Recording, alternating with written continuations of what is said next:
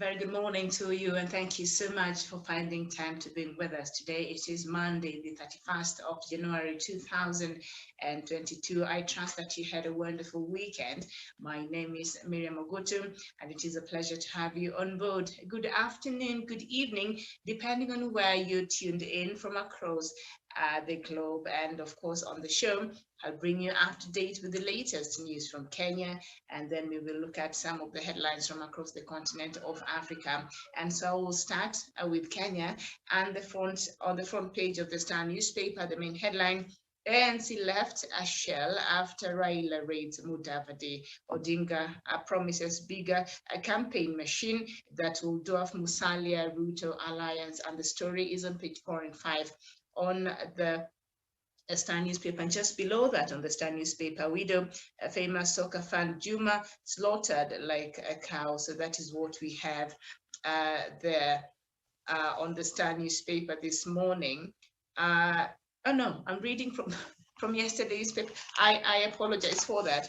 The main headline on the Star newspaper this morning is issues shaping Raila Ruto State House race and economic revival, unity of Kenyans and corruption, the top campaign messages. The stories on page 4 and 5, and of course that is the main pictorial there on the Star newspaper. I apologize for that. I don't know how I still have Friday's paper here on my desk, but anyway, so another headline still on the Star newspaper, the 10 million bounty, Kenya seeks extradition of terror suspect arrested in the Democratic Republic of Congo. So that is what we have. And then we look at the Daily Nation, and the main headline on the Daily Nation: the big headache, internal competition as the nominations deadline draws closer. A new law allowing large political formations could be a poisoned chalice for Azimio la Umoja, Kenya Kwanza, and One Kenya Alliance, which must now grapple with how to choose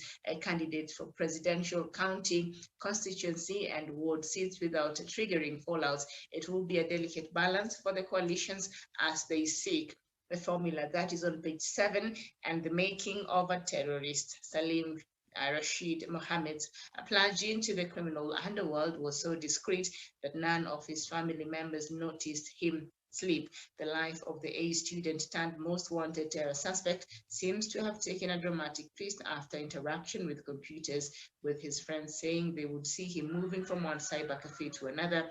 This was at a time when international terror networks were recruiting fighters and adherents online. That is on page 10 on the Daily Nation. And fertilizer Spain production cost: a 50 kg bag of fertilizer now costs 6,000 Kenya shillings, up from 3,200, while a 25 kg bag of maize seeds is going for 4,000 Kenya shillings. Farmers say these input costs are too high and do not compare favorably with the prices of maize. The story is on page 8.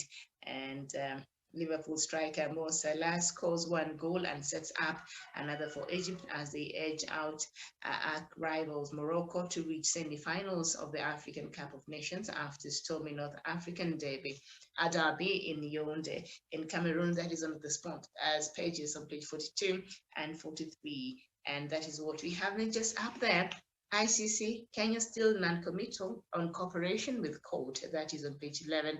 And grades 3, 4, 5 tests start today. A test will have big impact on learners' lives. That is on the back page of the Daily Nation. And then we look at the Standard newspaper. And high cost of living torments Kenyans. Taxes on basic goods like airtime, cooking gas, fuel, and internet have hurt the family income. Food prices have been rising over the last 10 years. Paying fees 4 times a year has compounded the crash.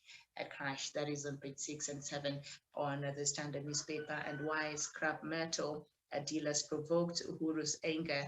That is on page 26. And how remote teaching will change schooling. That is on page 13. And get ready for political volcano, Karua warns at One Kenya Alliance campaign. That is on page 8. And let me look at another headline that I think I have here. Let me just, from the People Daily, the latest, and then we can look at the rest of the headlines from across the continent this morning.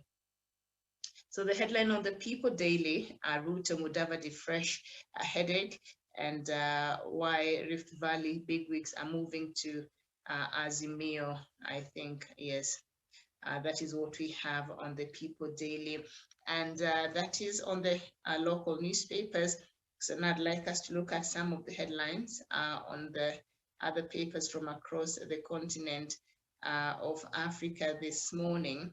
And I will start with, I don't know if I have that. Yes, I do. I will start with the new vision from Uganda. Rwanda opens border today. So Uganda and Rwanda, the border that has been closed for 2 years now, not nearly, I think slightly over 2 years, today gets to be opened. So I think that is a very good thing.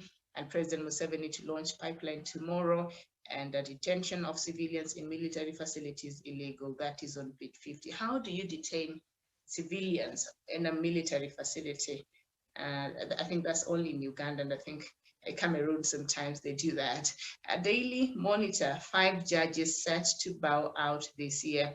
That still is a newspaper in Uganda. And the Daily News from Tanzania, how 1.3 trillion Tanzania shillings spurs growth, and the citizens steal from Tanzania. Large banks share 715 billion Tanzanian shillings net profit. And news day from Zimbabwe, the fight for yellow. I think that is the Chamisa's party colors. All right. And the Daily News, MDC and CCC in new altercation. That is still in Zimbabwe. And the Guardian in Nigeria, only 2.5 million motorists captured as insurers plan 7,500 naira for third party. And the Punch from a Nigeria presidency, APC in dilemma over zoning, may throw race open. So that is what we have in Kenya and some of the newspapers from a few African countries. Thank you so much. I'm joined by Daniel Wesonga this morning. Daniel, a very good morning to you. Yes, a very good morning to you, Miriam Mogutu. Good morning to our viewers who are joining us today, this morning in Nairobi, Kenya, East Africa, Africa, and the rest of the globe. It is my pleasure to be on the conversation this morning. All right. Good morning. And particularly before we even get into the rest of the news that you're looking at this morning, I think this headline, this story on the People Daily, I don't have it in person, why Rift Valley bigwigs are moving to Azimio. And I think I see a photo of Margaret Kamar, Sally Kosgei, and who is this other person? I can't, I'm unable to see that name. But he's quite known in the Kenyan politics. So apparently there are few, leaders from Rift Valley who could be looking to work with Azimio la Umoja. What are some of the odds that perhaps they might have to overcome before even that is a reality for them to get a political seat in Rift Valley? You realize that, Miriam, in as much as in Rift Valley, William Ruto has tried to erect his stooges in every corner of the region. You realize that we do have people who are serious about the leadership of this country, people who actually know what leadership needs for a vibrant economy and a united Kenya. And those are the likes of Dr. Sally Kosgei, Professor Margaret Kamar, Alex Tolgos, and all the other people who are back in the coalition government, people who are scholars, not just people who can be turned into stooges that sing and think about William Ruto alone. And you realize in the past few electoral periods, William Ruto has been trying tooth and nail to have the likes of even Zakayo Cheriot, Henry Kosgei, the likes of Isaac Ruto himself, Margaret Kamar, and any other person who was in the other political dispensation to be ousted, so that he brings people like Cherargei, people like Oscar Sudi, and many more others who do not even question maybe the direction of his leadership. So to me, I believe these are the people who have chosen to stand tall and be counted in Rift Valley, and also be part of this quest to give Kenyans the leadership it deserves in 2022, Miriam. All right, very well. And we will get into politics. Of course, today is Monday, so there were lots of political activities over the weekend. But before we get fully into politics, I'd like for us to, perhaps look at this headline on the the Standard newspaper: high costs of living. So the story is on page 6 and 7 of the Standard newspaper. When Central Bank of Kenya unveiled the new banknotes in 2019, the image of elephants that had earned the older 1,000 Kenya shillings note the nickname of Ndovu was not as pronounced in the new notes. With a simple change, the 1,000 Kenya shillings lost its symbolic grandness. Official data shows that in 2011, 1,000 Kenya shillings could easily buy 10 items, say a kilo of beef and all that. And they explain how that has changed. But in 2020, however, you needed an additional 627 Kenya shillings to buy the same items, according to retail prices of select consumer products given by the Kenya National Bureau of Statistics.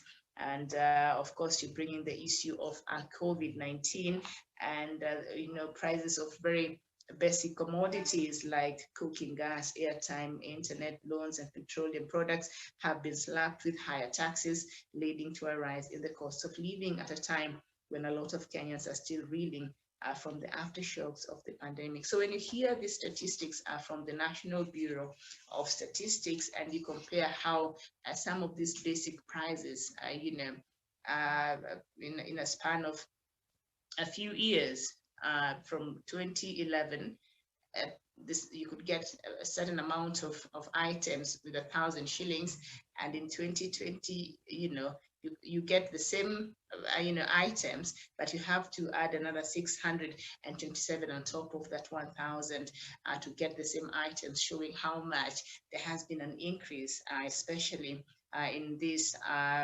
basic commodities. And then you add to the issue of parents and school payments, and we know how this education here has been very, very, very demanding, especially for both parents and students, because of the challenges that COVID-19 has brought. So in a nutshell, Daniel Osonga, Kenyans are really feeling the heat, and time seems to be very tough for a lot of Kenyans.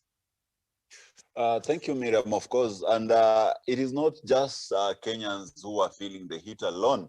This heat is being felt globally because COVID-19 has really disrupted the global economies, and the cost of labor actually really went up during the time when we had the lockdown. You realize that most people who were working in these factories and other places of production could not even afford to go to work, and even the companies, some companies lacked even the facilities to be able to enable them to be into operation. And therefore, that means that even the production capacity of those companies goes down. And with the scarcity of commodities and the high cost of labor during the pandemic, because of the high maintenance that the company needs to maintain its staff working and being there all time through, it means that actually the commodity prices will go up, because one, they feel the heat through the high cost of production. Two, just by the economic dynamics themselves, whenever we have shortage in supply, it means demand goes up, and with the high demands, actually the price goes up. So that is how the dynamics of economics work. So to me, believe it is not just here in Kenya, but it is everywhere.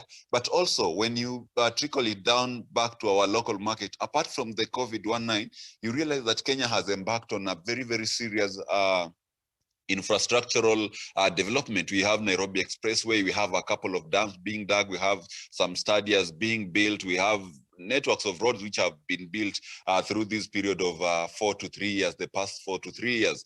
And whatever happens in economics is that whenever government spends through the fiscal policy, that means pumping more money into the economy through mega projects. It means that a lot of that money ends up in the pockets of Kenyans who are working as contractors, who are working as engineers, who are working as suppliers, who are working as even just construction laborers. So with all this money into the pockets of Kenyans, it means they have more money. And whenever we have producers of goods and services realize that Kenyans have more money, the prices will automatically adjust, and that is very, very normal with a free market economy. So it means we will have an inflation which is occasioned by more supply of money. So whatever the central bank has to do in this particular regard is to reduce the printing of new banknotes so that people do not have a lot of money into their pockets, and the prices will automatically go down. So Miriam, this is very, very much anticipated owing to the factors that have actually enlisted there. But to say maybe that the economy is embattered because of high cost of living and the high consumer price index, I believe that cannot be the case. But the case here is the COVID pandemic and the high fiscal expenditure that the government is undertaking at the moment. But without that, I believe once the expressway is completed, a couple of dams, let's just say once the legacy projects that the government is spending billions of shillings into are actually completed, we're going to see a scenario where perhaps the cost of living is going to go down, and therefore Kenyans will be able to buy more goods in the basket with the same amount of money they're spending now, which means that the inflation rate will have actually have gone down, Miriam. I submit.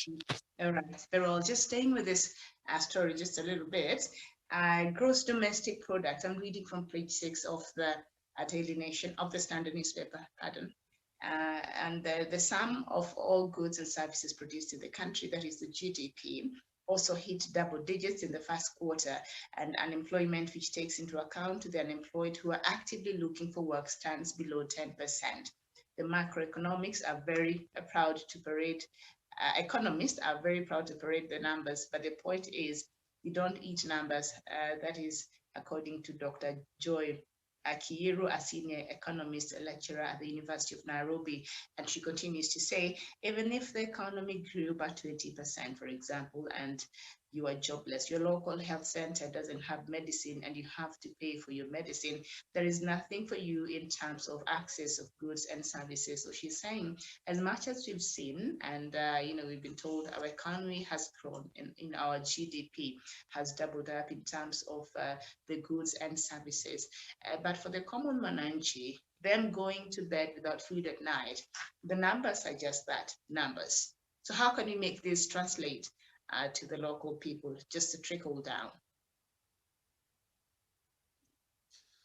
Thank you, Miriam. And of course, economists are actually should be problem solvers. And instead of her maybe talking bad about the economy and the numbers that the government has given, as an economist, you should give out maybe areas or maybe sectors where now the government should give much emphasis to ensure that these economic boom that we're experiencing in terms of the gross domestic product or the net domestic product actually trickles down into the pockets of the people in the grassroots and all that. But just criticizing is not just enough, Miriam, because economists are problem solvers, and as problem solvers, she should have given maybe a modality where we can be able to translate these, whatever we are getting from our economy, from all the factors of production, into now getting into our hospitals through the health economics, or maybe even into the pockets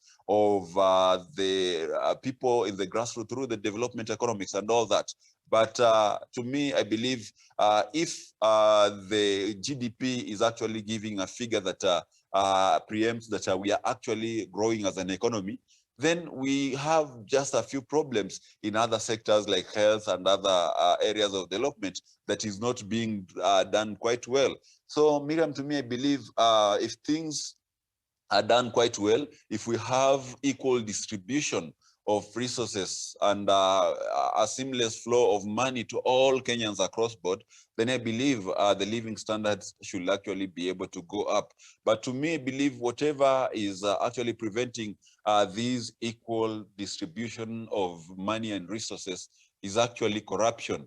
And with corruption, you realize that a big amount of money goes to the pockets of few individuals, actually denying a majority of the Kenyans an opportunity to enjoy in this prosperity that is being posted by the Kenya National Bureau of Statistics. So to me, I think whatever we need to work on is just that that inequality that is there in our distribution of these resources and money that has been gained through this economic prosperity. But otherwise, I don't think maybe we should unfairly bash the government of the day and be able to maybe ask hard questions. We should be the solution. We should actually look at where the problem is and be able to unclog these pipelines so that we are able to have this economic boom trickling down all the way to the laymen who are selling stuff on the streets,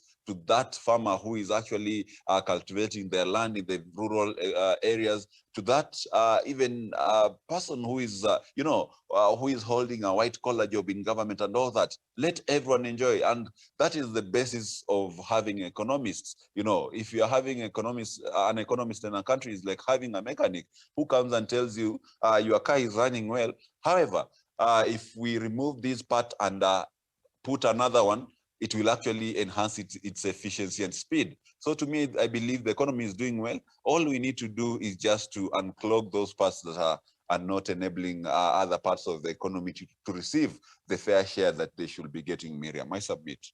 Okay, very well. And according to this story, to the government's credit, official data shows that wages have risen faster than prices of basic commodities, thus removing the sting from the increased cost of living. So according to the data, during this period also, there has been an increase in the salaries people are receiving and all that, and this is credited to perhaps the measures that the government has put in place. And of course, the high prices of food sometimes, could be because of variables.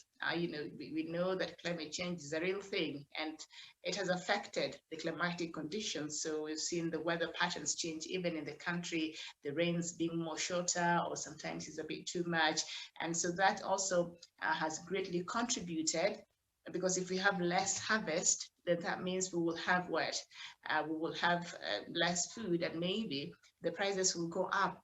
And as we were starting, I think one of the headlines I read about to do with fertilizers, farmers now are saying, hey, these prices of fertilizers are quite high, and if we were to buy and you consider the other inputs that we have to put, as we prepare, as we plant, and then the end price that we shall be given, we are not able to meet that. There's an imbalance in that. So when you look at factors like that, then you would understand why food, prices would go up. But as we've read there, the wages have risen. So I guess that's a good thing. But now it's taken away with the high prices, say, of food, and high prices of gas as we speak right now. I think, due to the introduction of the 16% value added tax on cooking gas, the retail prices of a 3 kg cylinder had jumped by more than fifth to an average of 2,611 Kenya shillings by end of November 2021. That is according to official data. In some areas, cooking gas is retailing at a high of 3,000, that is per the 13 kg cylinder, defeating the state's bid to reduce the number of households using dirty fuels like charcoal and kerosene. And I know Kenya, we are part of the agreement, remember, that was made even in the last COP26 meeting that was held last year, and we have a commitment to reduce our emission of these toxic energies, and that one way of doing that is to adopting the use of renewable energy, so that we have less of a forest being cut for the use of charcoal and other forms of energy. But one of the perhaps ways that we could do that is having more households in Kenya use gas right now as a form of a renewable energy. But if the prices keeps going up, Daniel Wasonga, when are we likely to at least make some advancement in terms of meeting our part of our responsibility of ensuring that we reduce our emission or dependency on these other energies that bring problems to our environment? Thank you so much, Miriam. And first of all, let me start by the first collection of items that you talked about. And that is due to high price of commodities, as well as also increase in salaries. And like I said before, you realize that in a free market economy, which means actually Kenya is a mixed market economy. So you realize that if we have people's salaries going up, you realize that also their propensity to consume and propensity to save actually also goes up. So if producers and the sellers of commodity and price and services realize that these people could actually earlier on they could not be able to afford to eat maybe 2 loaves of bread in a day, but right now they are doing 3 loaves of bread in a day. So you realize that before then, when they were unable to buy 2 loaves of bread in a day, they could only afford one. Even the producers and sellers had to adjust their prices accordingly so that they allow their stock to actually go. So you realize that with people having less money to spend, the prices will actually, the sellers will actually be forced to lower their prices so that their business continues to run. But with them realizing that people can actually are willing to spend more on our commodities, then the prices will go up because the market is self-adjusting. So perhaps that is one of the factors to actually consider. Another one is the fact that we have taxes that were added on fuel and of course, and gas, which are actually the major factors of production. So with the factors of production prices going up, apart from the labor, then it means companies are going to be spending more to produce these products. And if a company was spending, let's say, $10 to produce a single item, maybe in a factory, but right now it is spending $15 to produce the same item because we have taxes which have been imposed on fuel and gas, then it means also they are going to transfer these costs, that the extra costs they're incurring in production of this particular item, to the first to the distributor, and then also the distributor trickle is down to the buyer. So all in all, you realize that we have the general increase in prices.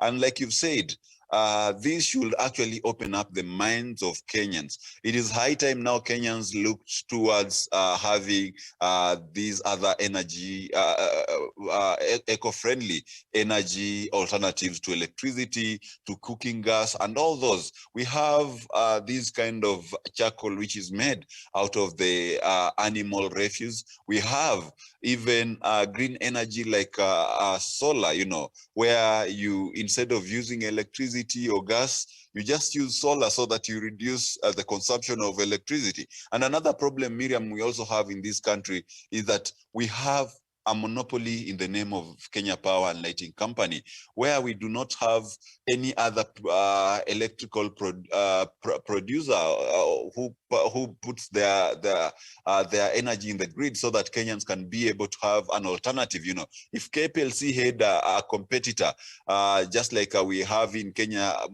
the telecommunication companies, then we will have a cheap alternative to energy. We will have even an aggressive and an efficient KPLC. We wouldn't be having scenarios where Kenyans have a blackout of over maybe even a half a day.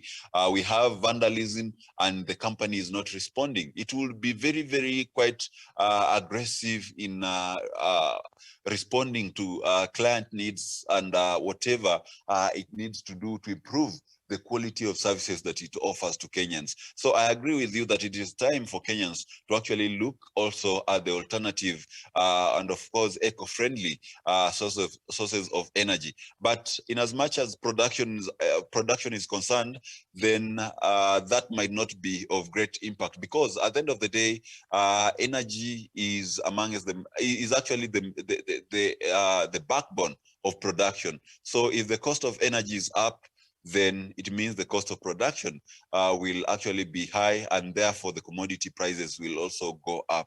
So it is all about maybe the Kenyans looking at the alternative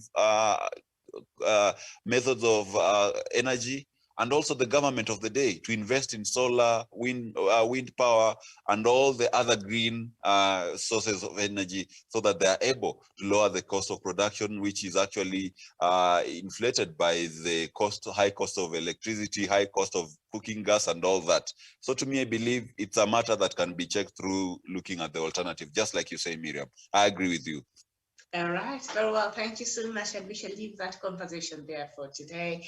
And we move on to another issue. And now I've turned our attention to the Daily Nation. Some stories I want us to look at before we jump into the politics and then the African news stories. CJ issues stern warning over graft as judges battle court cases.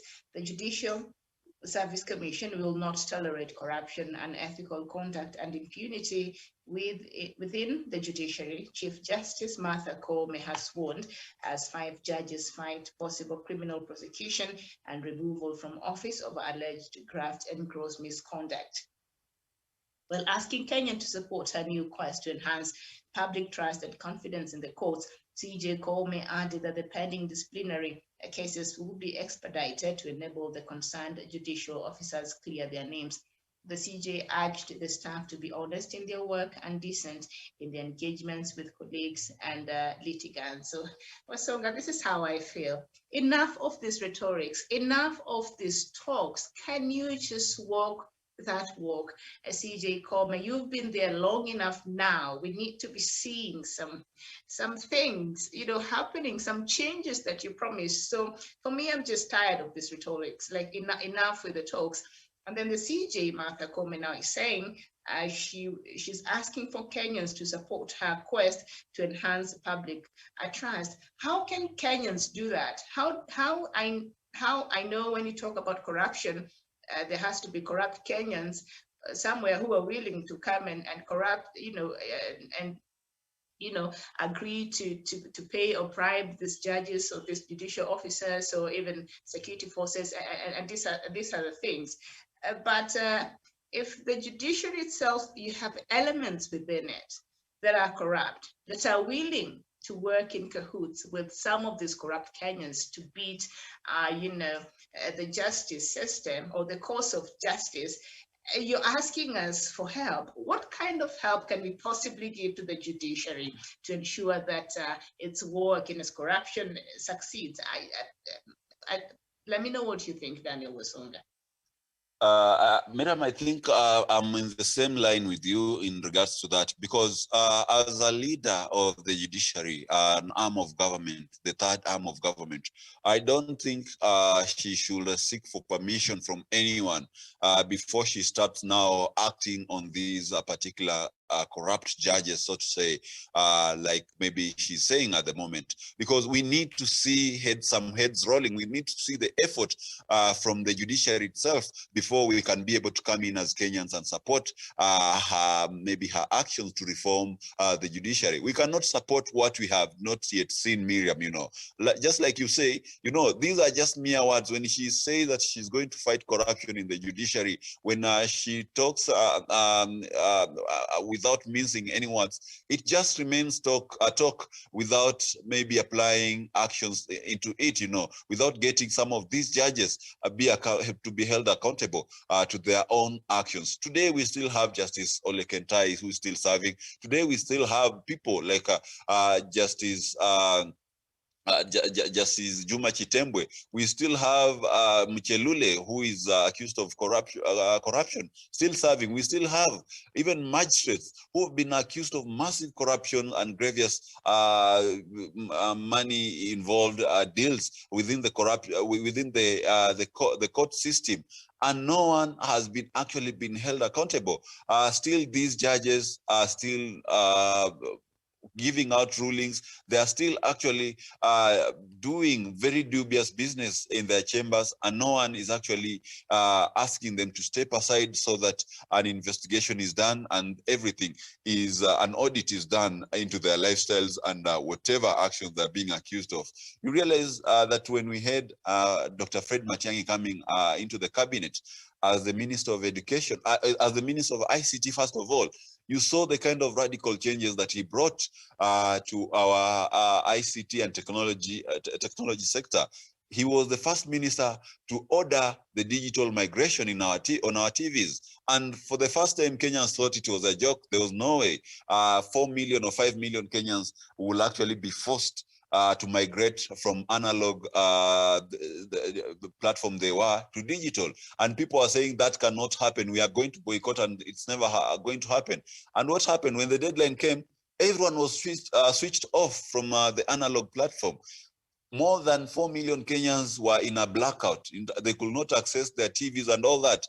Actually, out of that, they were actually forced to move from digital from analog to digital. And we speak today, even in the remotest village in Kenya, if you go to Lokichogyo, if you go to Marsabit, if you go to Lamu, if you go to Kakamega, you will find that they have the digital devices that connect their TVs and be able to get the signal.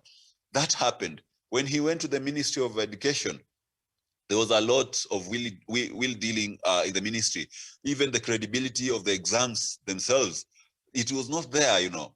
But the moment he started the radical surgery of the ministry, transferring heads of schools here and there, sacking some few people in the Kenya National Examination Council, and also just rearranging the commission for the commission that is in charge of placing students in the universities and colleges across the country.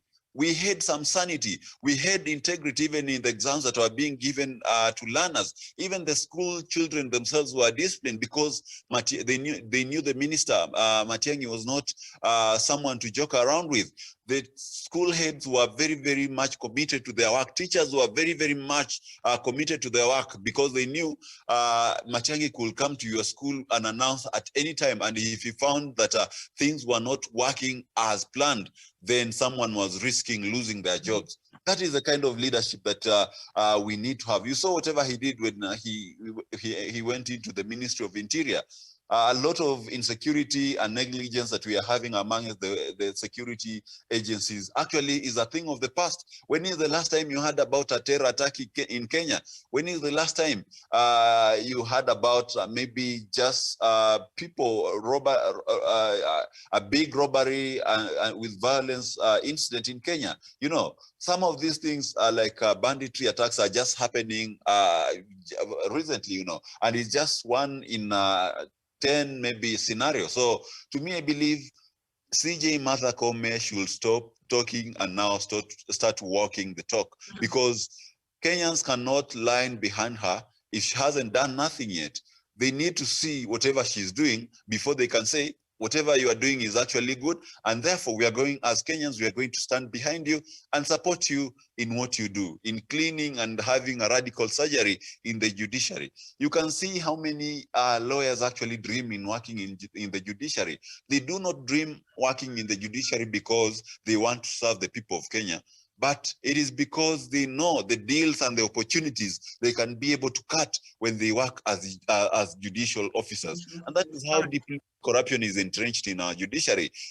Justice Willie Mutunga, the first CJ under the new constitution, failed to clean the judiciary. Instead, he brought in activists like Justice Mrima, who are not able to give fair judgment, which are conjured through conscience and patriotism, but rather they pocket money from NGOs and come and give very outrageous rulings. Look at someone like the former CJ Maraga, you know. Look at people like Justice Nga and Justice Ngugi. All those are products of NGOs, people who have been implicated in corruption, people who have derailed the course of justice in this country. So we need Justice Martha Koome to start working on those judges, magistrates, and other judicial officers who always take bribes in their chambers, and Kenyans will be able to support her. But if she continues talking without rolling any actions, no one is going to support her for doing nothing, Miriam. I submit. All right, thank you so much. And just quickly, before we move on to another story, still on the same matter and on the story here on the Daily Nation, page 11, High Court judges Agri Muchelule and Juma Chitembe are fighting possible arrest and prosecution for alleged bribery. There, Daniel, as you have stated, and of course another judge who could not be mentioned in this publication, due to a gag order, is in court battling an intended arrest. by the Directorate of Criminal Investigations. And as we still know that the Deputy Chief Justice, Philomena Mwilu, has a case at the Court of Appeal questioning her integrity. And of course, the appeal was filed by the Director of Public Prosecutions, challenging High Court's decision to stop her prosecution of allegations of corruption, failure to pay tax, and improper dealings with Imperial Bank. And then Lands Court Judge Lucy Waithaka, who is on suspension following accusations of incompetence, bias, impropriety, and professional misconduct, is also fighting a tribunal formed to investigate her conduct. And we have also Labor Relations Judge Martin Muya, who is equally in court challenging a tribunal's recommendations to sack him over a ruling that saw NCBA Bank lose 76 million Kenyan shillings in a loan dispute. So this is just an example, just a few of the judges who are having even the integrity questions and who are having these corruption cases in the same courts that they're serving. And what really stuns me, even as they continue to battle these cases, we know, especially for the Deputy Chief Justice, that case has gone on now for a long time. And she is the Deputy Chief Justice of the Republic of Kenya. And CJ Mwilu is now offering stern warning over judges who have been found to have engaged in corruption or being accused of engaging in corruption. And she's asking us to support her. JSC surely must be having some powers to do something over these corrupt judges. Yes, absolutely, Miriam. And of course, you know, that shows the amount of contempt that corruption is treated with in the judiciary. And if you have to get someone who is an insider in the judiciary, will tell you them how deep-rooted corruption is. You know, they say that a good lawyer knows the law, and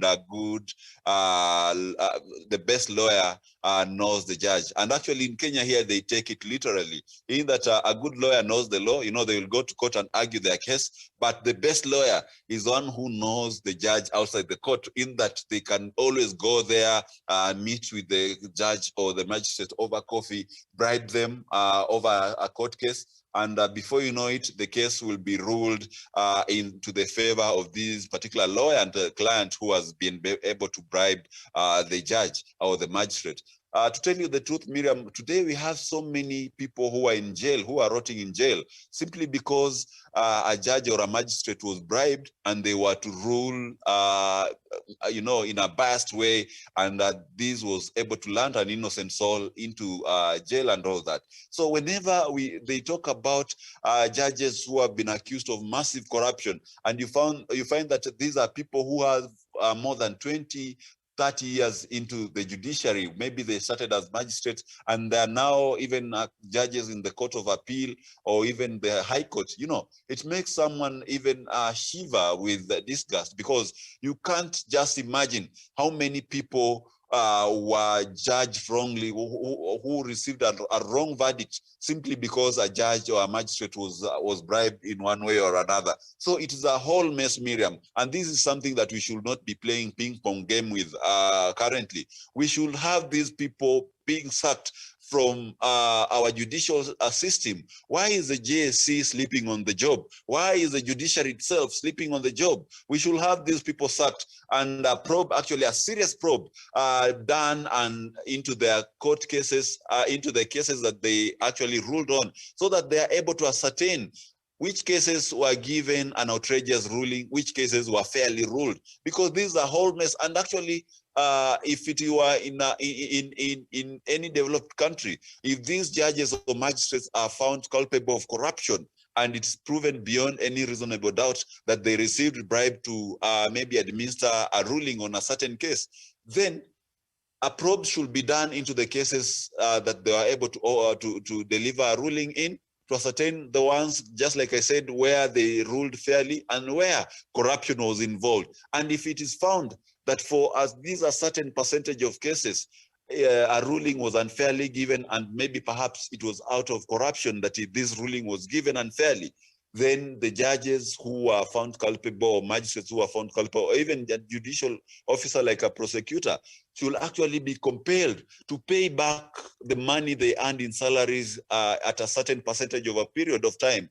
back to the state, because that is time where they were wasting Kenyans' money, taxpayers' money. That was a time they actually were not serving the interests of Kenyans but their own selfish interests. I believe that should be the way to go, Miriam. So to me, I think this is a serious matter, but still, the JSC, the judiciary itself, and Kenyans are playing some cheeky game with it, whereas lives of so many Kenyans actually depend on these judges, because today, if you are taken to court on a serious charge sheet, Miriam, it's a matter of life and death, because we have people who are sentenced to life imprisonment. We have people who are sent to jail for so many years. And remember, the years someone spends in jail are akin to the years they are not alive, because when you're in jail, you are like someone who is dead. You know, you are not able to attend to your matters. You are not able to mingle with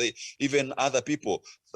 Thank God we do not have a death sentence right now in Kenya. But still, those years that people spend in jail on false accusation or maybe a skewed ruling from a judge should be the painful years that an individual can even undergo during their days in this world, Miriam. So to me, I believe this is a serious matter, and it should be looked at with the seriousness it deserves. And Justice Martha Koome should actually jump into action. The GSC should be held accountable, and the people of Kenya should also push and make sure that these judges and other judicial officers are brought to book if they're having corruption charges. And if it were my opinion, Miriam, I believe they should actually step aside so that investigations are done, and a vetting process should be initiated to all judges and magistrates to be able to ascertain whether they've been indulging in corruption or not. Just the same way, the National Police Service actually conducted its vetting of police officers all across the cadre to ensure that we only remain with officers which have not been implicated in corruption. And also, they declare their wealth, and a lifestyle audit is conducted on them. That is all we need in our judiciary as well, because it is rotten to the core, Miriam. Okay, all right. Thank you so much. And because of the interest of them, I had forgotten that northern politics. Yes, because I mean, there are a couple of stories that I'd like for us to look at. So I'll just read through them quickly, and then we will. You'll just respond to them at once. I'll just read two stories. And that is on One Kenya Alliance towards Kirinyaga pledges to curb graft. The One Kenya Alliance leaders yesterday took their campaigns to Kirinyaga County and declared that they are determined to take over the presidency and slay the dragon of corruption. Speaking at Kerugoya Stadium, NARC Kenya leader Martha Karua, Wiper leader Kalonzo Musyoka, and KANU chairperson Gideon Moi and UDP Cyrus Jirongo dismissed claims that the presidential race will be between Deputy President William Ruto and former Prime Minister Raila Odinga. The two-horse race theory is a creation of the media. The fifth president of Kenya will be from Oka, said Ms. Karua. The leaders stressed that the entry of Ms. Karua One Kenya Alliance in One Kenya Alliance was stronger than ever and will clinch the country's top seat and save Kenyans from the evils of graft. Ms. Karua announced that in the next 6 weeks, One Kenya Alliance will reveal its presidential flag bearer. All right, so now we're back to the drawing board. Hopefully this time it will be different. Remember, we were treated to a lot of suckers last year. They kept promising us, give us 1 month, give us 2 more months, and we'll be able to announce our flag bearer.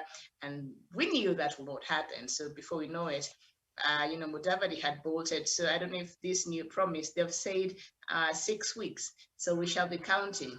TikTok, the clock is counting, and then we will see if at all by the end of these 6 weeks, they would have, settled on a flag bearer. And the other story, Daniel, before you come in, Ruto is not automatic candidate for Kenya Kwanza, says Mudavadi. That's still on page 4. On the Daily Nation, Amani National Congress ANC leader Musalia Mudavadi has said the Kenya Kwanza Alliance is yet to pick its presidential flag bearer for the August 9th elections, ruling that claims that Deputy President William Ruto will be the coalition's presidential candidate. Speaking after Sunday service at St. Faith Parish ACK in Rugai, the former vice president said the alliance's immediate task is to unite Kenyans and ensure the country is peaceful. The alliance brings together ANC, Dr. Ruto's United Democratic Alliance Party, and Moses Wetangula's Ford Kenya. We shall eventually name the candidate who will fly the Kenya Kwanza Alliance flag in the elections. Our priority right now is to unite Kenyans and ensure we have a peaceful election. So Mudavadi is saying that we are getting it wrong. Ruto is not the automatic candidate for the Kenya Kwanza. This is a person who does not, I mean, his members of parliament that now are in his party who have not defected, you can count them in one hand, or maybe now they can't even fill all the fingers in one hand. What is it that Mudavadi is not telling us by saying what he is saying?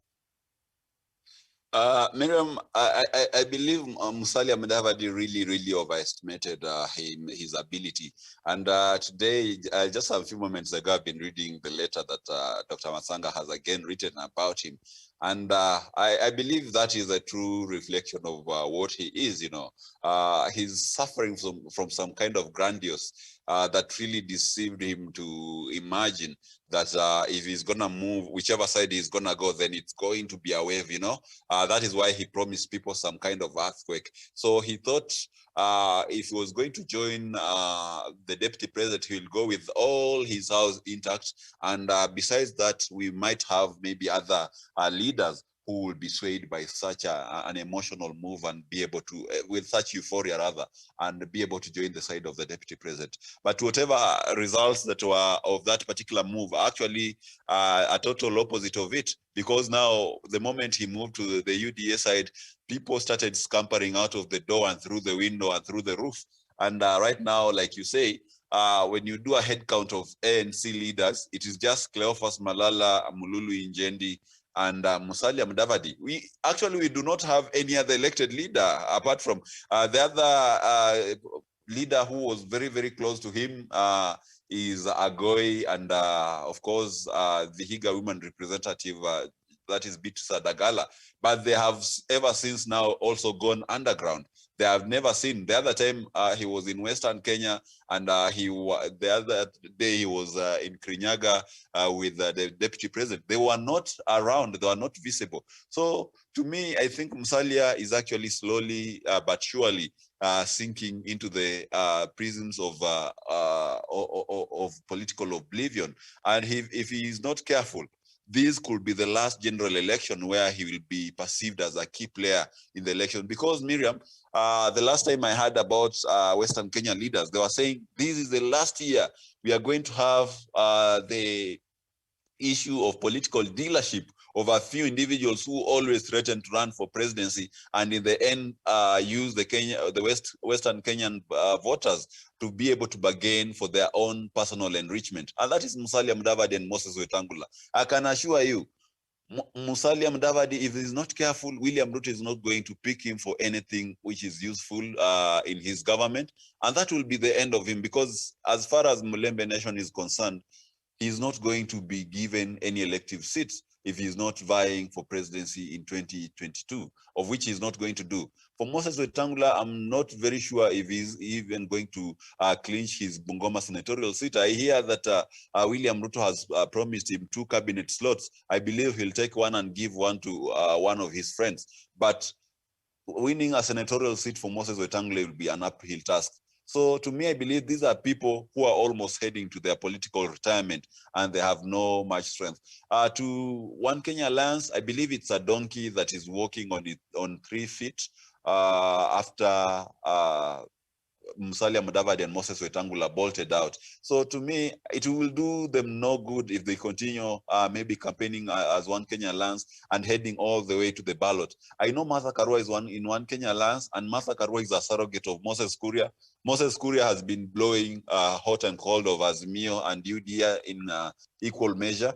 And whatever I get is that they are trying to go all the way to the ballot so that they might occasion a rerun. There's no such a thing. There's not going to be a rerun, Miriam, in the forthcoming election. I know Kalonzo Musyoka of today, the match he can garner is 700,000 votes or 800,000 votes. That is the match he can garner, because in 2007, I remember that is the range he got in terms of vote: 800,000, 1 million, 1.2 million, thereabout. And of course, with the plummeting popularity, at that time he was a vice president, just like William Ruto. Today, election comes when he has been 10 years or 15 years out of government.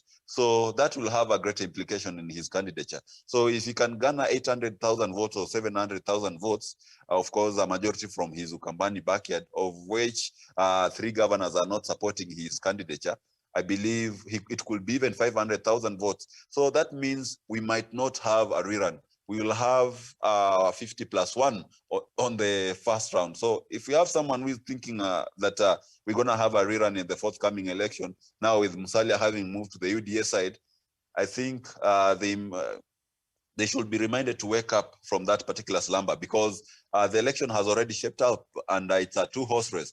Even if we're going to have a 3-horse race, the third horse is not going to garner enough votes to occasion a rerun, Miriam, in this particular debate. All right.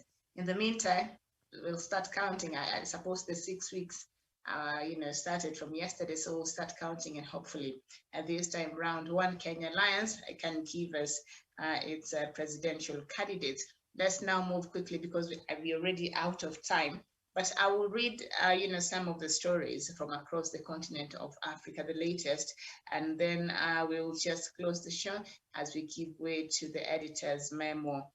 And we'll start with the Democratic Republic of Congo, and an Islamist militia in eastern DRC killed more than 1,200 people in 2021, up almost 50% from the previous year. That is according to the United Nations. Even as the government imposed martial law, they conducted joint operations with Uganda to root out.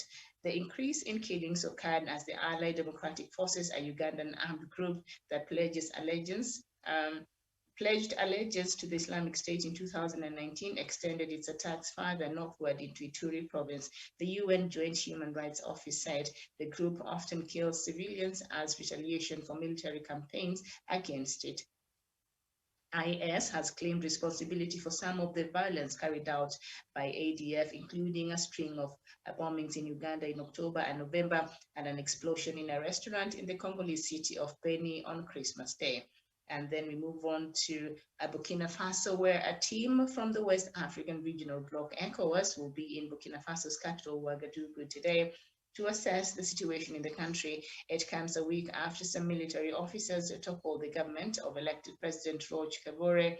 The ECOWAS ministerial level mission will be joined by UN delegation led by the head of UN's Office for West African and the Sahel, Mohamed Saleh Anadif. All right, and then we go to Sudan, where the African Union has urged Sudan's protagonists to resume dialogue primary between parties that had been in the transitional government before the October 25th coup. The proposal out of a meeting of the 15-member African Union Peace and Security Council came as the UN faced accusations of interference for proposing a transition program that civilian movements for democracy have rejected. The council said it underscores the primacy of a dialogue between signatories of Sudan Constitutional Declaration on August 2019 and the Juba Peace Agreement of October 2020. And then we go to Mali now, and the France Foreign Minister Jean-Yves Le Drian has accused Russian private military contractor Wagner Group of plundering Mali's resources amid heightened tensions between Paris and the country's military government in recent weeks, including over the fate of European forces deployed in the region to fight armed groups. The U.S. Army last week estimated hundreds of Wagner personnel were in the Sahel state, but the country's ruling army has denied this. Relations between the two countries have deteriorated sharply since Mali's army, led by Colonel Assimi Goïta, staged a coup in August 2020. Former colonial power France has thousands of troops deployed in the Sahel state, which has been struggling to contain a rebellion that first emerged in 2012. And then we conclude the bulletin from across the continent from Nigeria, where Aloy Ejimekor, the Special Counsel of Nnamdi Kanu, leader of the Indigenous People of Biafra IPOB, has said the Abuja Federal High Court may reinstate the agitator's initial bail.